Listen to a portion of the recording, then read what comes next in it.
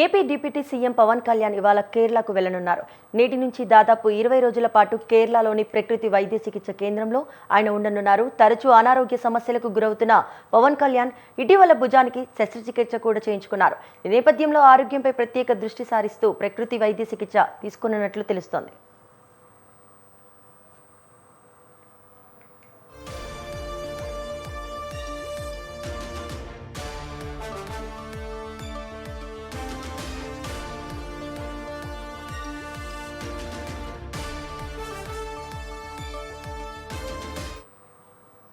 AP deputy CM Pawan Kalyan ఇవాళ కేరళకు వెళ్లనున్నారు. నేటి నుంచి దాదాపు 20 రోజుల పాటు కేరళలోని ప్రకృతి వైద్య చికిత్స కేంద్రంలో ఆయన ఉండనున్నారు.